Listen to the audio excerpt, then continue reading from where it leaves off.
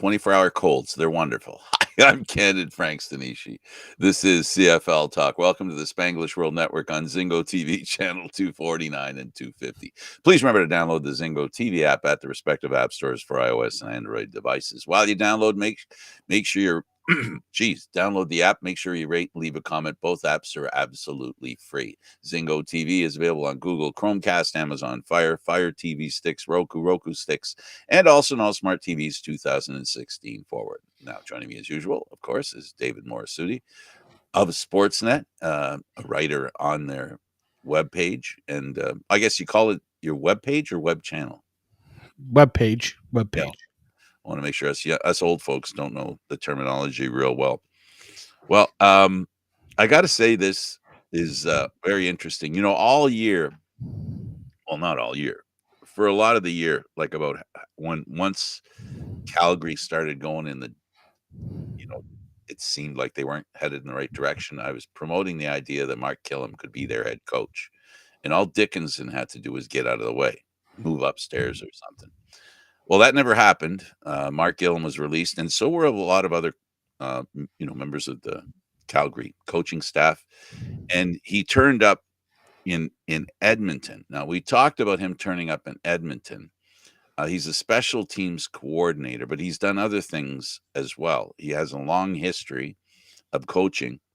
He also is Canadian, something that, we have more of today than we've had, I guess, ever. Canadian head coaches. If you count Dickinson, who's a wannabe Canadian, he changed citizenship. And he comes to this Edmonton team, and immediately they have a press conference soon after he's brought in, David, and they announce a contract extension to 2027. Now, I looked really hard to see if anybody had any video up, including Edmonton, on the press conference. I couldn't find it. Did you?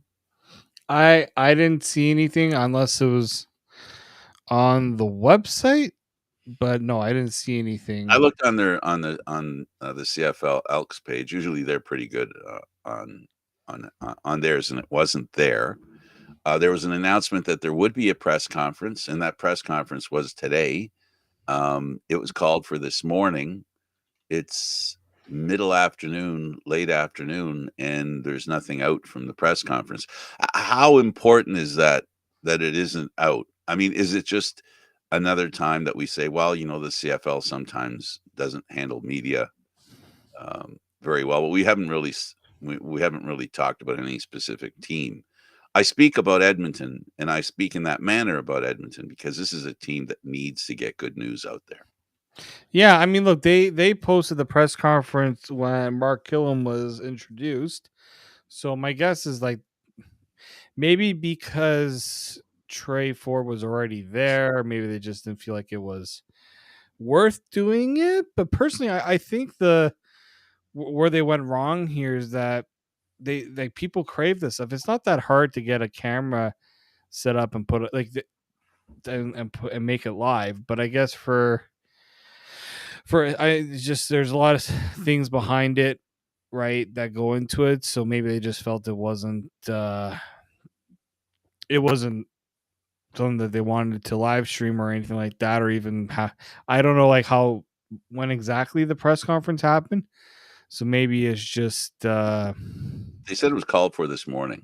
Yeah, so morning their time, so early afternoon. Like there is a way to get it. Yeah. Well, it's unfortunate, but I mean, again, those are sort of the things that kind of go against the CFL in a lot of ways, right? That lack of content, especially for us in Toronto that can't necessarily get to Edmonton for a press conference, right? And I'm kind of, I guess I'm taking it personally. Why couldn't they? I'm just kidding. It's that time of year. Content's really important, and we like to do the show once a week, and we like to talk about things. I would have loved to have seen the body language. Mark is not a body language kind of guy from what, the experience I have with him, the various Grey Cups that Calgary were in, meeting him, and, so maybe that's not advantageous, but I do think it's important for their fan base and for their community that, Edmonton, the organization, keeps pumping home the idea this is a new group of people. Yes, a new coach, but the new coach, if he follows the trending that's been going on with new CFL coaches who have been very successful, who come out of coaching staffs, who haven't coached before as head coaches, and also the relationship that Trey Ford needs, in my opinion. He has not had this past year. The relationship was a little better with management and the people that actually run the team and trot out the lineups, right? I really hope that he gets a real chance this time. There are, the guy isn't perfect, right? There are Mhm. some, you know, not warts, but there are some blemishes in what he can and has done, right? But I don't see a better option anywhere else for Edmonton. So, they should be all in with him and and maybe, I know there's the one thing that we heard is that maybe he doesn't dedicate himself to practicing 100%. He's not a all-out practice guy. But then why give him a 3-year contract? That's kind of my prevailing thought of all this, right? Like you're not giving a player like this a 3-year contract if you don't feel he's worth it, or he's not going to put the time into it, right? Like to me, that's the part that I'm trying to figure out in all this, right? Is 3-year deal would indicate to me that you are ready to say he is our quarterback, he is our guy. You don't give 3-year contracts to a player that maybe he can be our starting quarterback. I don't know many quarterbacks in the CFL or players in the CFL that get 3-year deals after their rookie deal to maybe be a starting quarterback. I think this is Edmonton saying, we know you can do it. We believe you can do it because we are making this commitment to show you we know you can do it. Yeah, And that's what this whole deal says to me. yeah, and but for me, it says that, and I should say not but, and um, I think the relationship between Trey Ford and his head coach now, because of the way they handled it, because of the way they did it, did he need a contract? Did he have to have a contract? Yeah, it just seems to me that now what this looks like and the way it plays out, he's not really Mark Killam's guy, right? Because Mark hasn't had a chance to coach him. So he's the guy that the vice president and general manager of the Edmonton Elks feels is a good part of the team fitting into, Killam's plans. I just think it would have been better if, you know, Killam was the coach and then they showed him that kind of support. I don't know if you know what I'm saying or the hair I'm splitting. I don't know. It just seems to me that this looks now like, okay, Killam, you're the head coach, but this is your guy for 3 years. That's what it looks like to me. Well, to me, I think one of the first things Ed.E.R did when he spoke with Mark Killam, he says, "Do you think Trade Ford's our guy?" Right? I think that had to have been a conversation before they even made that hire. Right? You again, I know contracts in the CFL sometimes get muddied a little bit, and what are Yeah, they're not guarantees? guaranteed. Well, there's now partial guarantees, right? And how they are kind of put out there. And I was trying to see, like, Ed Hervey said that he was wiping the slate clean, right? Yeah. It's a new. He was because he was on one of their radio stations. I did see that, and it's basically saying it's a clean slate, starting fresh, new head coach, new general manager, all that stuff in the past gone, right? And so I'm very curious to see now. Yeah, like again, we didn't get a chance to see. Um, we didn't get a chance to see what Mark Killam had to say about this. I'm sure. Again, he's not doing this if he didn't believe it. Now, I'm looking at the deal here based on what 3 Down Nation has reported. So this year he's getting $100,000 signing bonus. That right there, that's an important guaranteed. figure in any. You can't take that back. So he will make up to $367,000 this year. That's a decent chunk of change for quarterback. It's not, especially a quarterback that hasn't established himself as a number one. He scratched around the surface, maybe. So 2026, he can earn $400,000 in playtime and hard money combined. So $425,000 maximum. And then in the final year of his deal, he can make over $440,000. Wow. I mean, you and I have promoted the guy, right? So people should know that we're high on him as a quarterback in Edmonton. It appears Edmonton management's high on him being the guy too.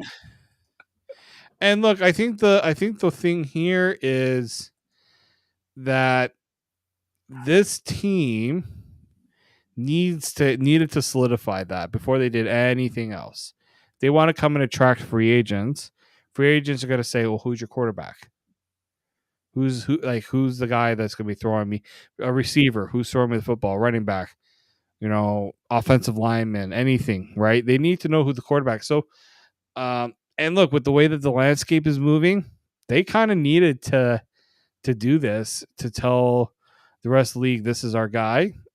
Our quarterback room's still not solidified yet. I don't think there's any other quarterback signed, right? With McLeod, I don't think he was. I think his was a 1-year deal.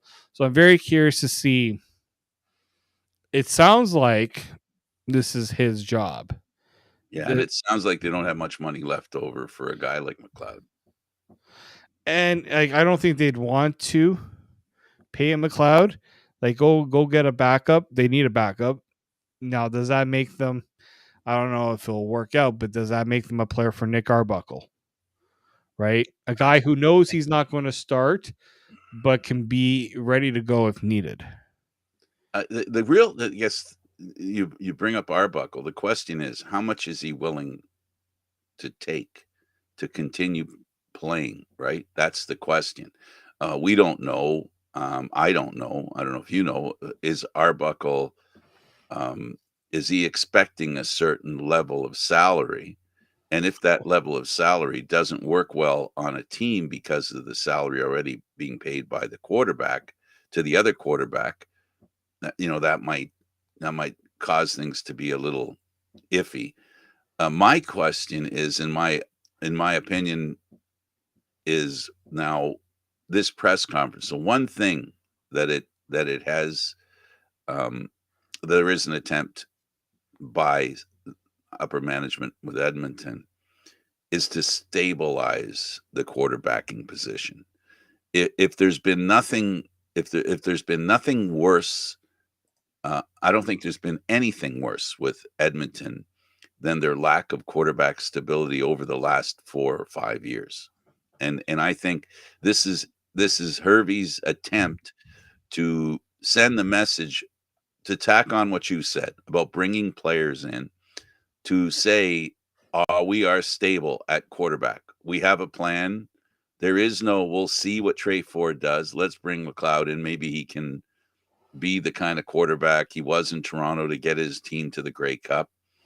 All those ifs, right? Now what they're saying is, there's a big if.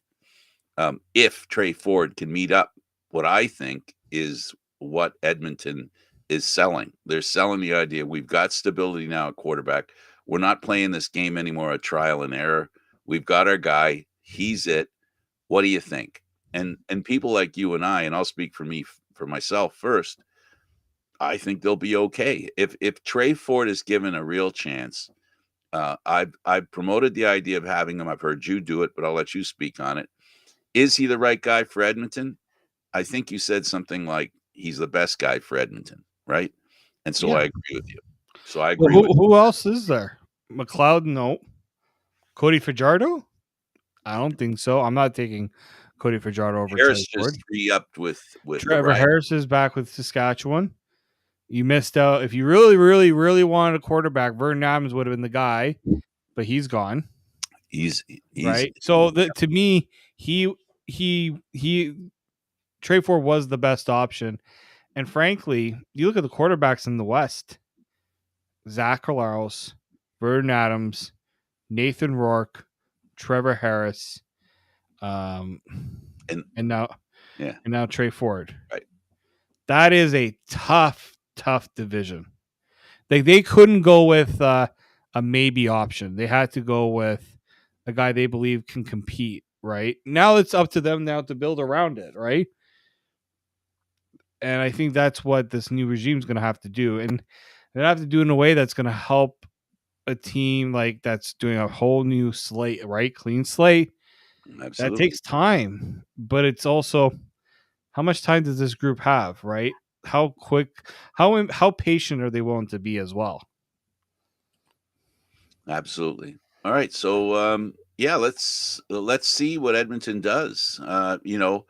Um, Hervey has a lot of experience. He was in Edmonton before. He understands the fan base. He doesn't necessarily understand the management team because they've got a new ownership. So that's a little different. But they've decided to come back with him. Well, at least new leadership.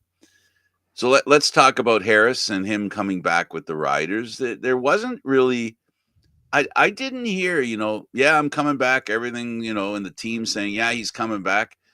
This really was. This really was a signing not coming out of nowhere, but it wasn't coming out of predictability either. That fair? Yeah, I would say in a way that's fair, right? It's like everything kind of was lining up. Like when I was looking at how free agency was looking, as soon as Calgary traded for Vernon Adams, and Montreal made the deal with Davis Alexander, to me it was like this is pretty much everything was lining up in a certain way, right? So like it was almost a guarantee that you were getting you were going to get Trey Ford going to stay with Edmonton because again, where else was he going to go?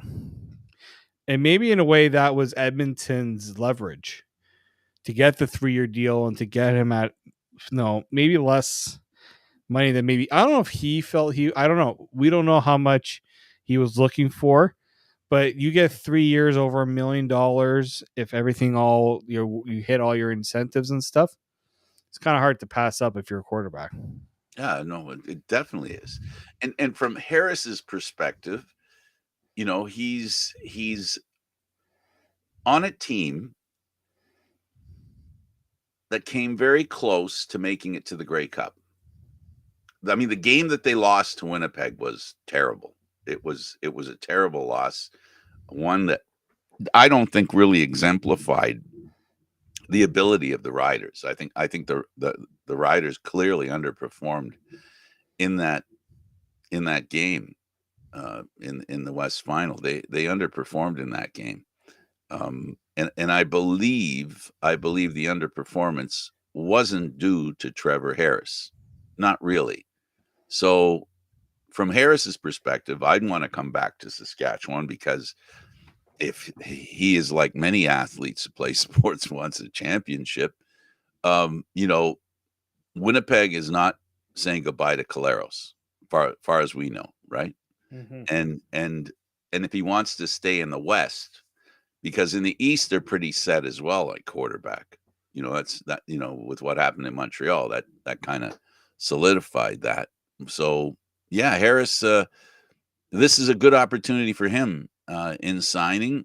Is it coincidental that Trey Ford and Harris are signed at the same time? Are they ducks in a row? Is one because the other one, and then there was nothing else? It was like a game of chicken.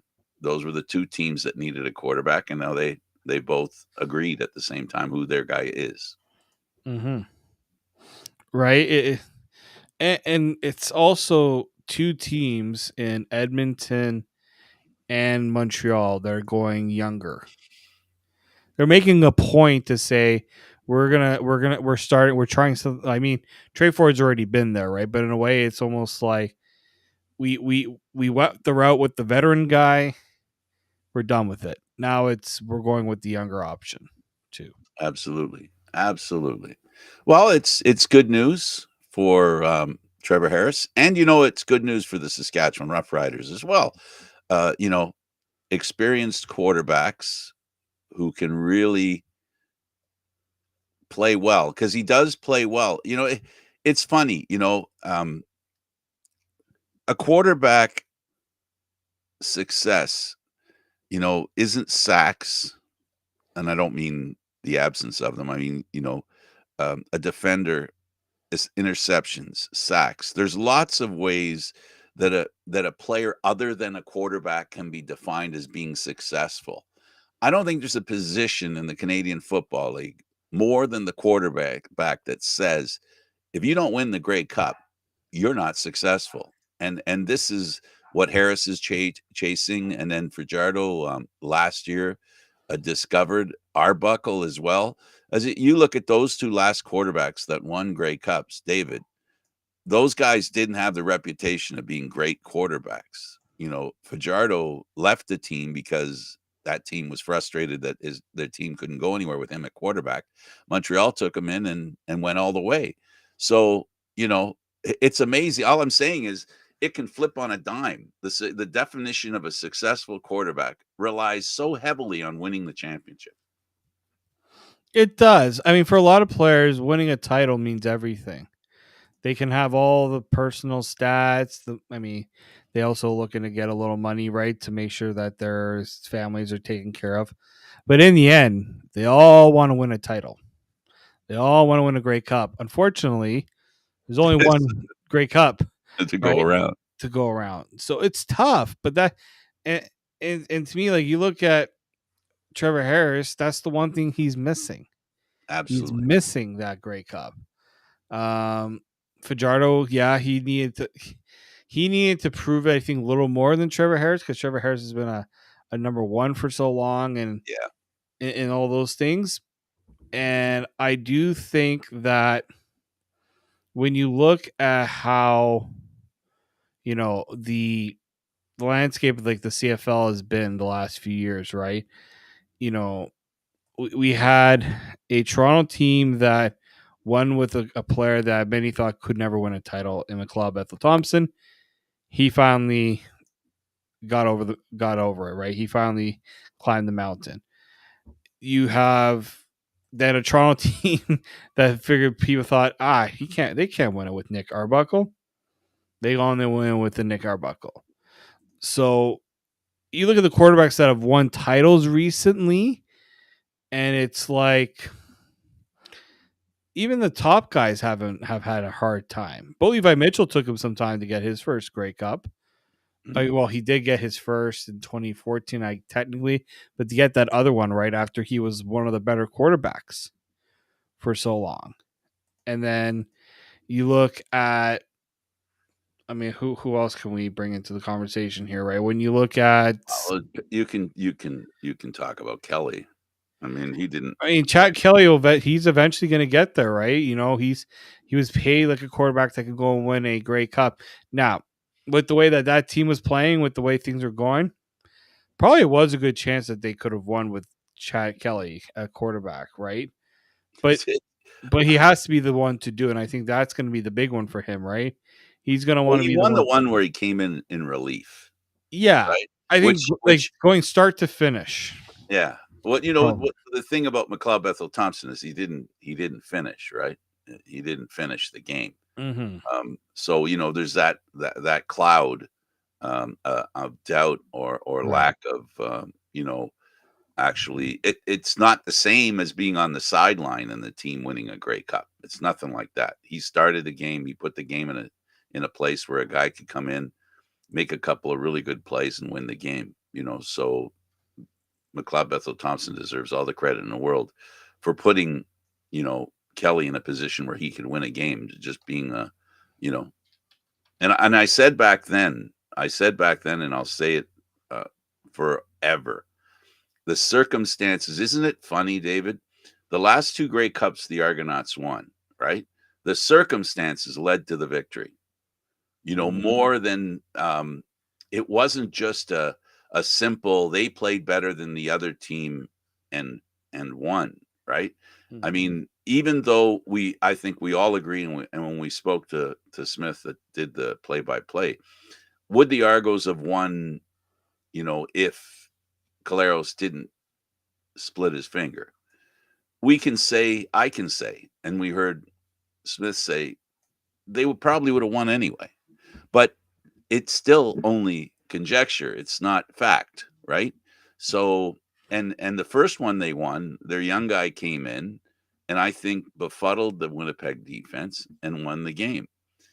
In other words, what I'm saying is that Trevor Harris has every right to believe, given a little a little good luck, if you will, he could be hoisting the cup as well. There's no reason to believe that Harris can't do it, and I don't think there's any reason that to believe that the Riders can't do it. Yeah, I mean they were so close, right? You look at this year, you know what? I'm sure they feel like when they watched what happened to Winnipeg in the Great Cup, they're almost like that could have been us, right? That could have been us, in that position to try and go head to head with Toronto. I mean, I can't see why they wouldn't feel that way.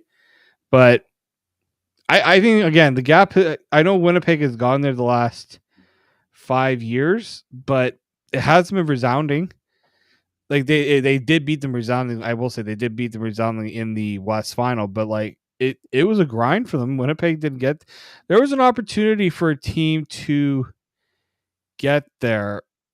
They it just it's one of those things where um again, needing that full team effort. Quarterback's important. Quarterback's very important. But you look at Saskatchewan, there was more than just quarterback that was the problem in that game. And I think that's something that can't be overlooked. Absolutely, absolutely. Let's talk a little bit about. So good luck to Harris. We should maybe. Maybe we got to get him on the show. Maybe we have to see Yeah, football on the yeah. show. I guess we should. I guess we should. Um, let's talk about free agents. Ooh. And the Argos obviously and Carey have a really important one. We've talked about it already, but just a little bit, a little summary. The running game and the ability of Carey to get first downs and get good yardage, helping to maintain drives, is the reason why they need him back, or someone similar.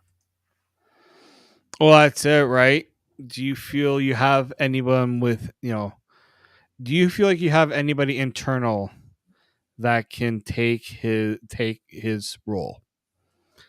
I personally don't think Kadeem Carey showed this year there's a lot more left in the tank than a lot of people are giving him credit for.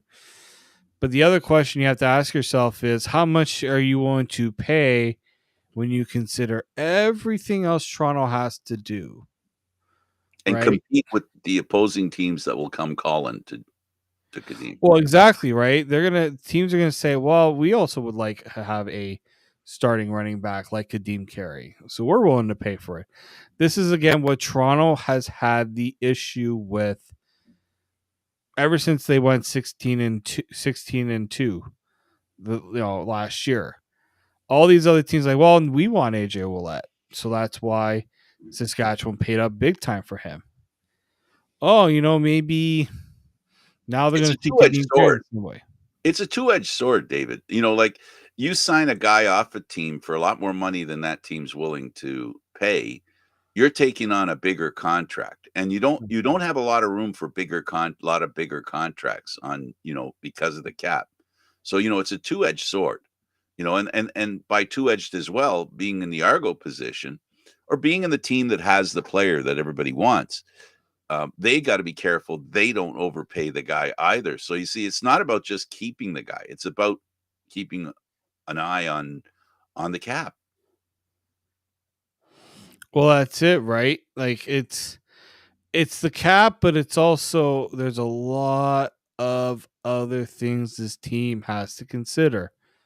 You know, what can they get like the big one for me, can they get Win McManus to come back Yeah, roughly around what he got this time around? Are they going to have to pay more for it? Well, he's the highest paid defender, no? One of, I don't know if he is if like he is for sure the highest paid. He's very close. Oh, there's no doubting he's close. So the hope is that he fit into the budget last year.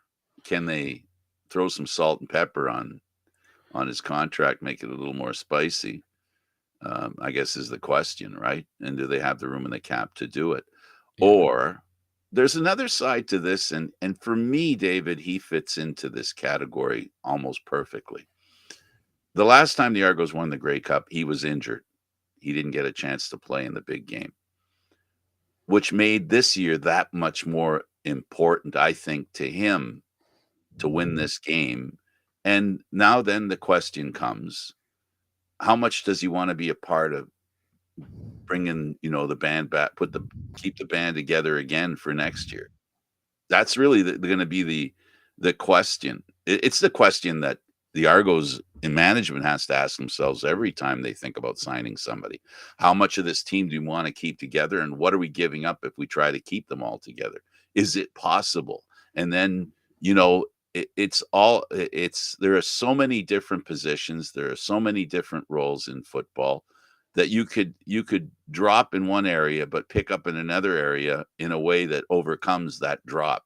And those are the decisions that make the Argos and teams like them that have annual success. That's what makes it work.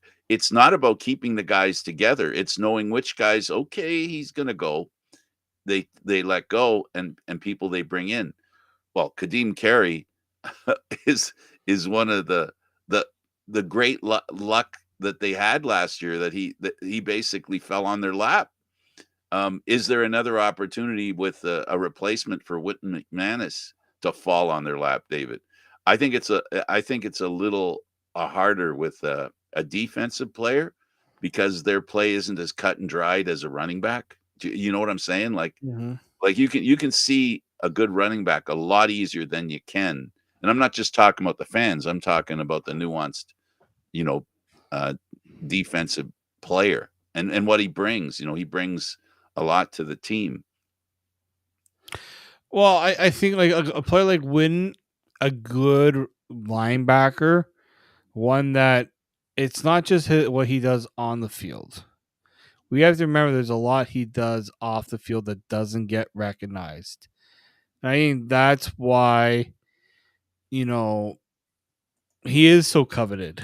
And you notice the difference with him in the lineup versus him not in the lineup. Yeah, you're spouting that thing that you and I both believe in. That is, he makes the other players on the team better. He That's does. quality. That's a quality that just doesn't just happen, right? Well, don't forget they use the word culture a lot in Toronto. Mm-hmm. He is the player that sets the culture, By especially on definition, defense. he's the definition of the culture the Argos are trying to promote. Exactly. Right. So that to me is the biggest part of this whole thing, is that you've got a player who is valuable, but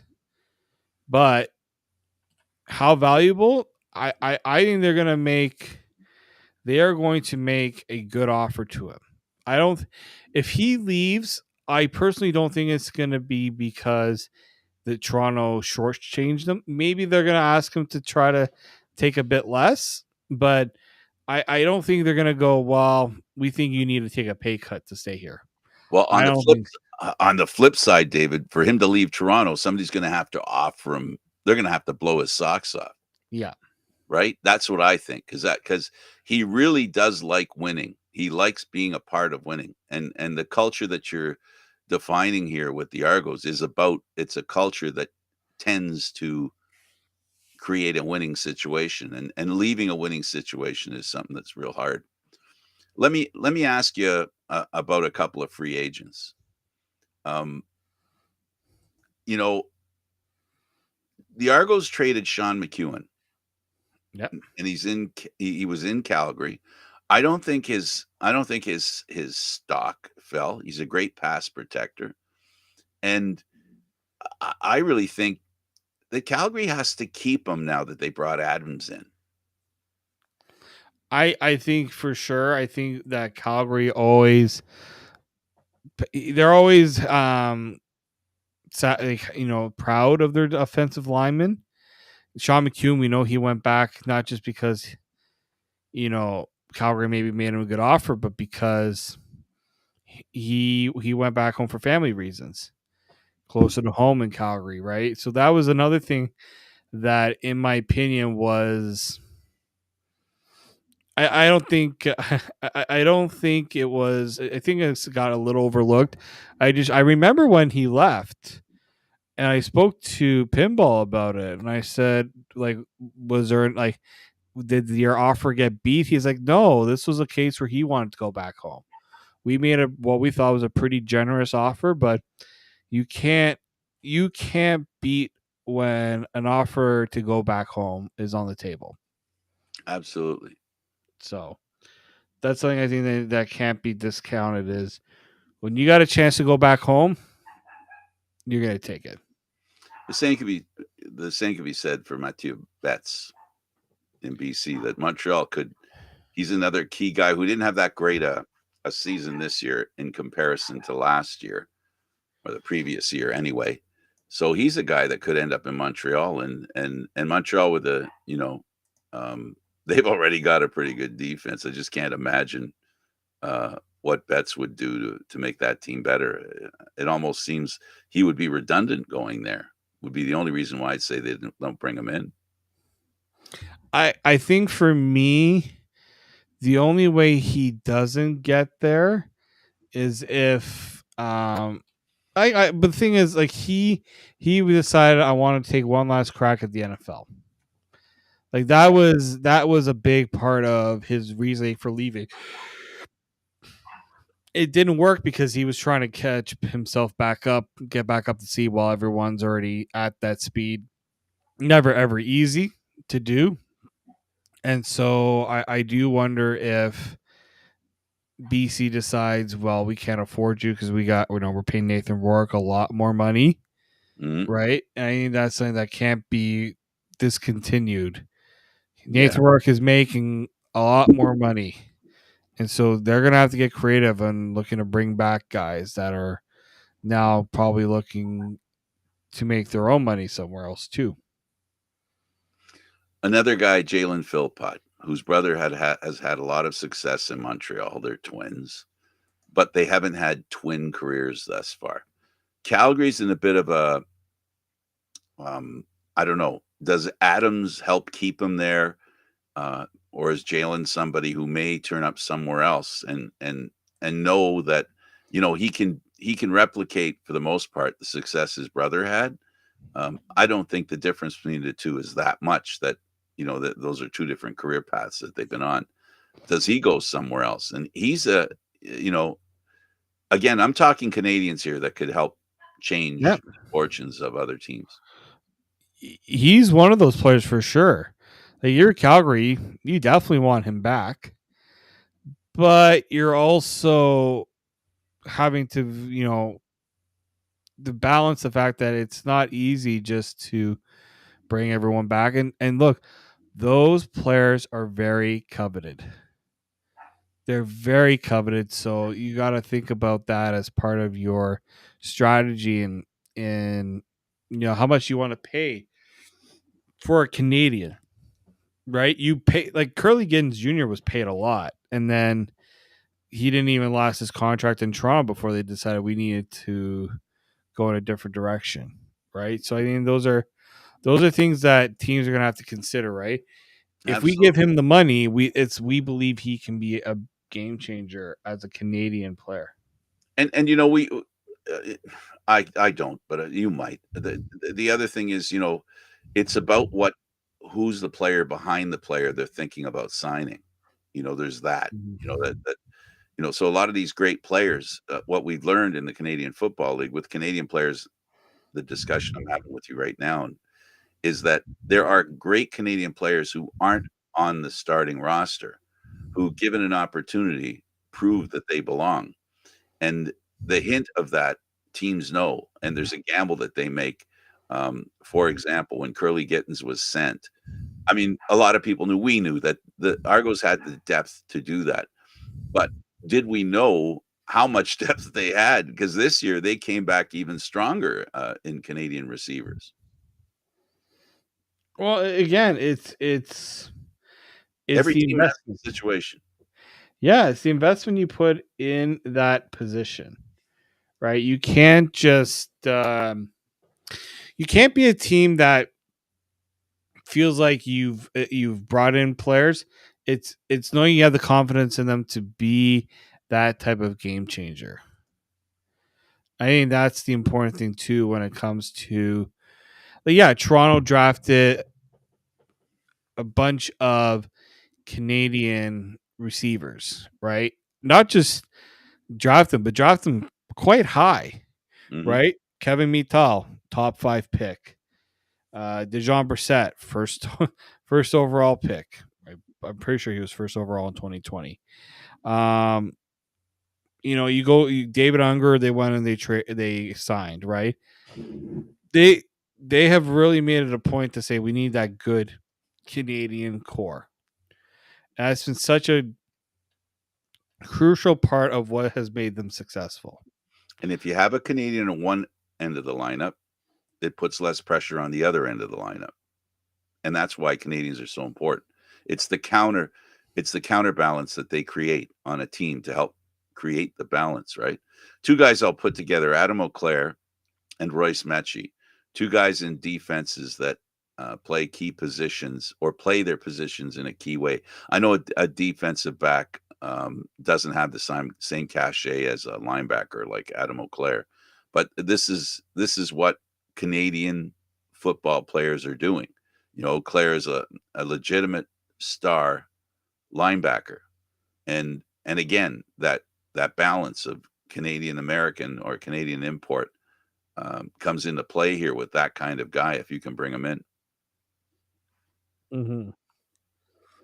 Well, again, it's one of those things where you, teams don't teams have been better at valuing Canadian talent more so than past years. But at times, I feel like it's still an under. It's an area that gets overlooked in a lot of ways, right? I look back. Winnipeg was the team that was big on it, right?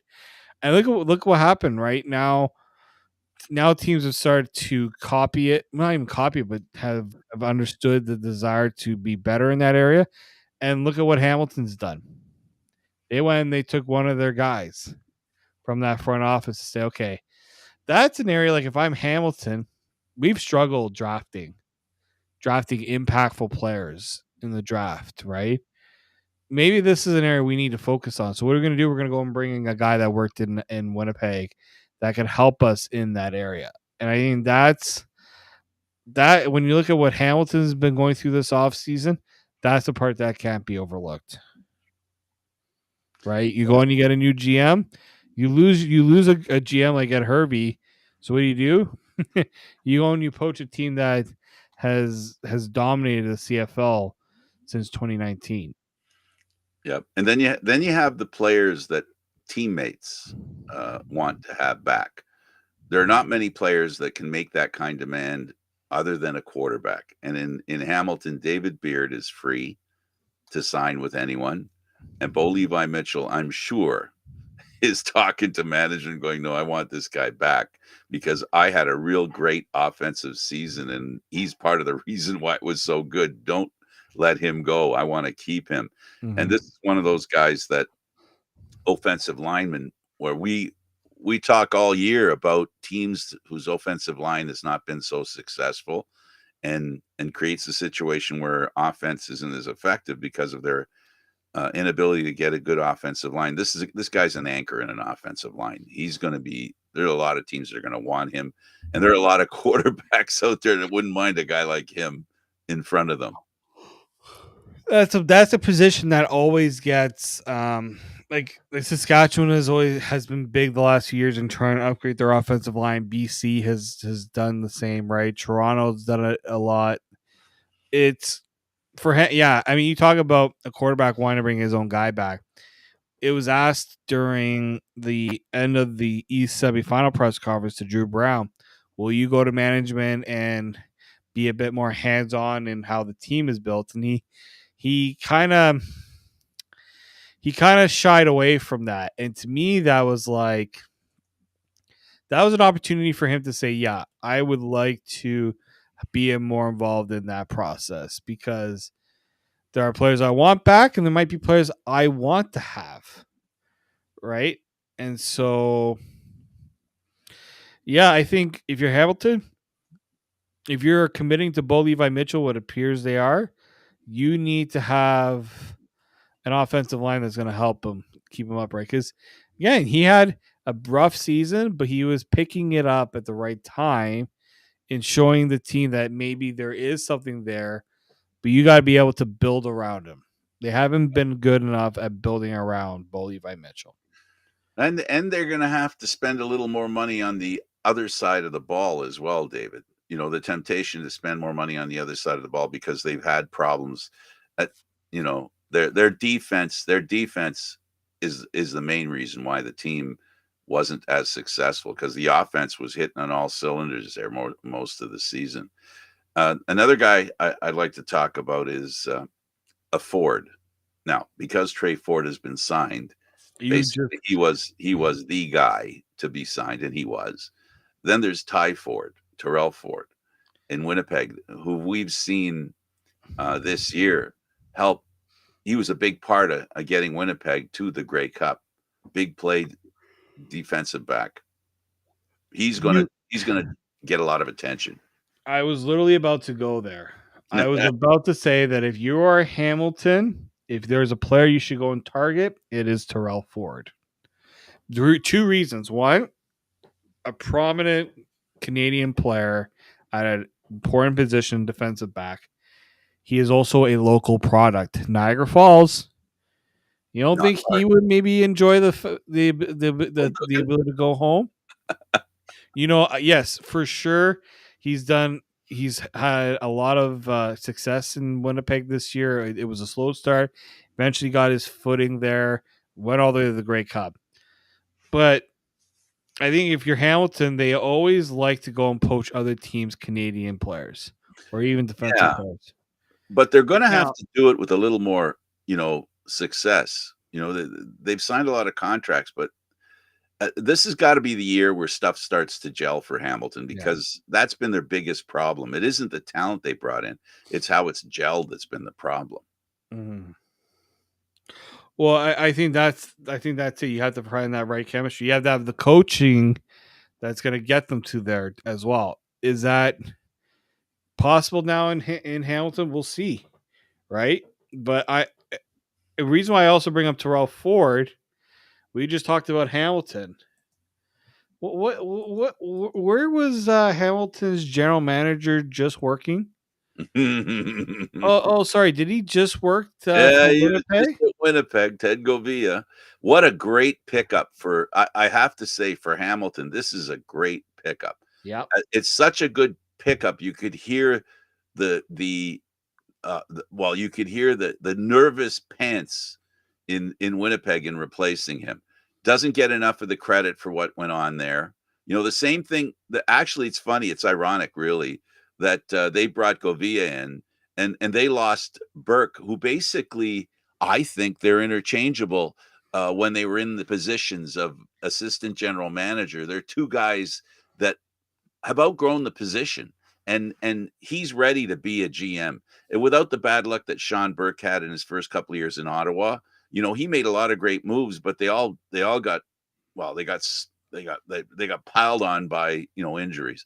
But we'll see what Govia can do in Hamilton, and he's a GM, and he has a relationship with players, and maybe Ty Ford is one of those guys.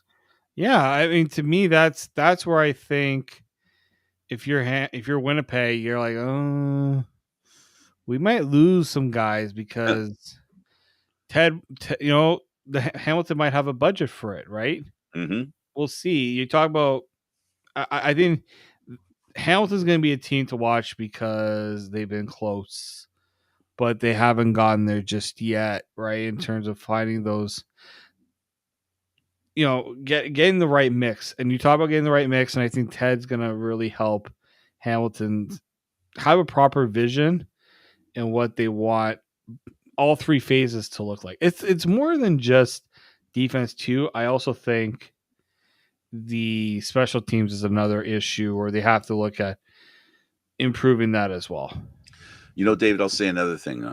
As a person who's watched Hamilton closely, because I go to a few of their games, even when the Argos aren't playing.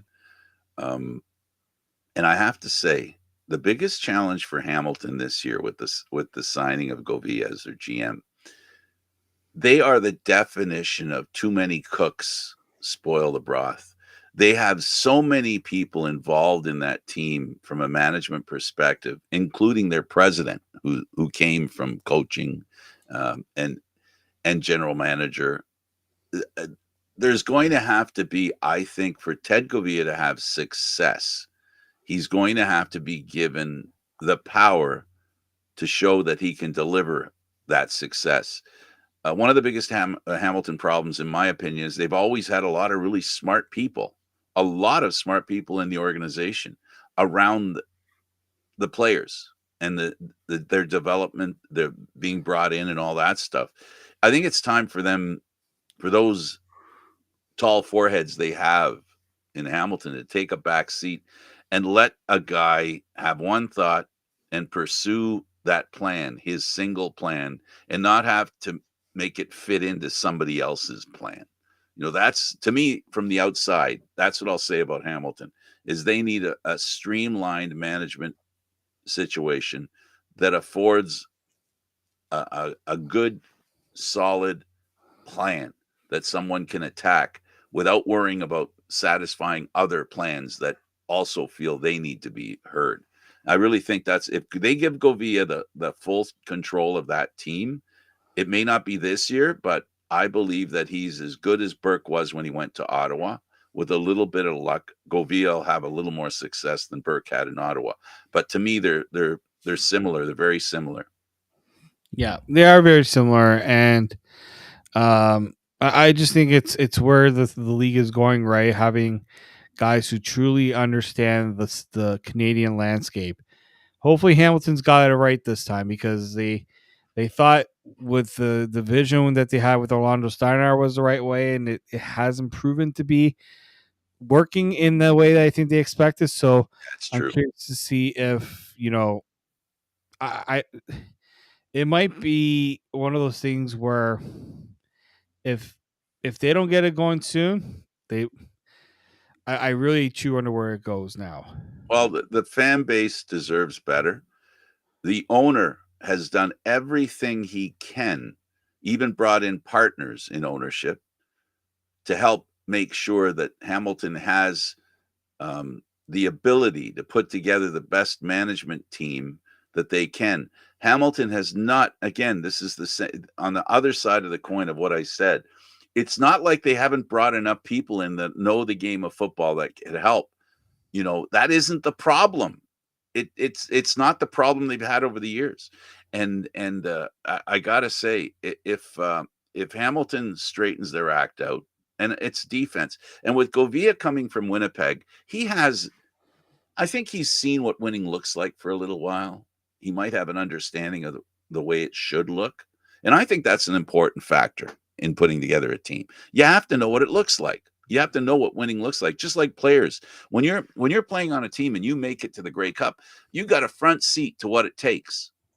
And I think that's important. I think it's important that Grey Cup victories and Grey Cup experience will help get you there again or for the first time. Yeah, no, I mean, it's having the culture, setting the culture right. I think that's the other thing that needs to be, that can't be overlooked, right? In a lot of ways, is they go. Toronto did it when they went after Calgary. They're all the guys in Calgary. Now I think you're going to start seeing it in Winnipeg. A lot of players and things coming out of Winnipeg, because you know what? Some players might just be like, yeah, We made it 5 straight times, but I've also lost it the last 3 years. Yeah. And it might just be one of those, okay, we got to go in a different direction now. I agree with you. And what else? I'll throw a qualifier in there, a little devil's advocacy. It could end up being like what happened with Mace. A lot of people thought, oh boy, half the Argo defense is going to Saskatchewan. Well, it never happened. It didn't happen. So there's that too, right? Doesn't necessarily mean it's going to happen. It's just there's an opportunity there where you have a GM who knows that team so well and knows what winning looks like and how they can be a big part of winning. So yeah, it's going to be fun. It's going to be fun being in Hamilton for Hamilton fans, because if and when this team turns things around, David, the Eastern Division of the Canadian Football League, if you don't have a ticket to an Eastern Division game this year, you're going to be missing some pretty exciting football. I really believe this is. I keep saying, and I have to say, recently it's come true. I've said that this is the best East Division we've had in a while, and I can say it again, and I can say it even, having said it after two different teams in the East won consecutive Grey Cups. If that doesn't say the East has improved, what else does? Yeah, no, I think you're right. And they're doing it with good records in the regular season. Are not doing it with sub 500 records too. And it's a great situation to be in, to win against good teams, win against great teams, win against teams you're not supposed to beat. So that's the opportunity for Hamilton. And this is the time of year where everybody has a shot and we can dissect every move that happens. So in Edmonton, to review, they have themselves a starting quarterback, one that they've committed to in a way that they never have. We also know that every team now has a list of free agents that are Canadian to go after to see what they can do. Any other, if you were to review what we talked about today and how to look forward with that information that we've learned today? Yeah, it's been a fun off season so far, and I'm curious to see if we get any surprises. That, let's just say. Yeah, and there's always room for them. But the neat thing about the Canadian Football League and the talent that plays in the Canadian Football League, it's amazing how surprised you are when they bring a guy in and he does stuff that you didn't think he could do. Like, not that Kadeem Carey wasn't a great, a great running back, and not that, and I'm sorry we keep talking about the Argos, but that's who I know the best, in all honesty. They have a kick returner they had fall in their lap, and now it's how the Canadian Football League works. There's so much talent out there. Given an opportunity, a lot of players that don't get the opportunity can get a chance to shine, and that's the fun part, as far as I'm concerned, in following the Canadian Football League. Yeah. No, for sure. Well, I guess we can call this one a wrap. Eduardo, get ready to pull the plug. Thanks to David Morassutti for joining us here on the show and an integral part. I'm Candid Frank Stanisci. Thank you for watching CFL Talk, airing live Mondays at 4 p.m. Eastern Standard Time. The show can also be heard on the Spanglish World Radio Network. For CFL Talk news, entertainment, and other sports programming we offer, check out SpanglishWorld.ca. Spanglish World, watch it, hear it, read it, download it, live it. Thanks for watching, everybody.